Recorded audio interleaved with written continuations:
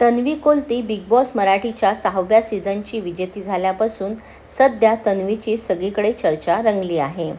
तन्वीचे fans तर तिच्या विजयामुळे प्रचंड खुश आहेत. तन्वी जिंकणार याची खात्री त्यांना सुरुवातीपासूनच होती. तन्वीने पहिल्यापासूनच तिचे सगळे टास्क खूपच चांगल्या पद्धतीने खेळले आणि त्यामुळेच तिला टास्क क्वीन असं देखील म्हटलं जात होतं.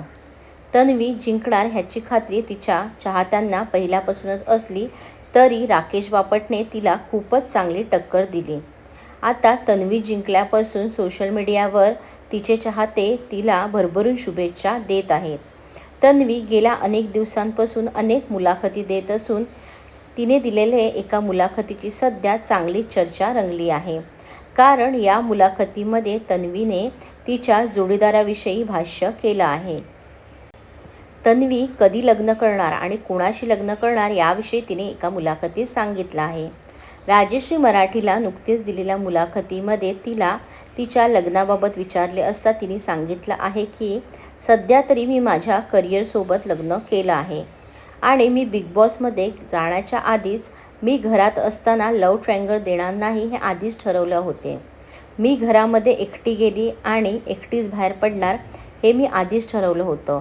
कारण 3 महिन्यात मी कोणावर प्रेम करू शकते असं मला वाटत नाही आणि मी अशी बोल्ड, बिंदास, फटकळ दिसत असली तरी लग्नाच्या बाबतीत माझ्या खूपच वेगळ्या संकल्पना आहेत असंही तिने या मुलाखतीत सांगितलं आहे.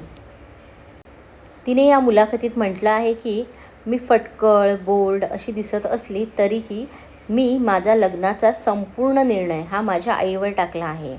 माझी आई ज्या मुलाला पसंत करेल त्याच मुलाशी मी लग्न करणार. तिच्या या विधानाची सध्या सोशल मीडियावर चर्चा रंगली असून तन्वी आज प्रसिद्ध झाली असली तरीही तिच्या आईच्या शब्दाच्या बाहेर नाही असे तिच्या चाहत्यांचे म्हणणे आहे. तन्वी ही मूळची रत्नागिरीची असून तिने मॉडेलिंगद्वारे तिच्या करिअरला सुरुवात केली. तन्वी लक्ष्मी निवास या मालिकेमध्ये झळकली होती.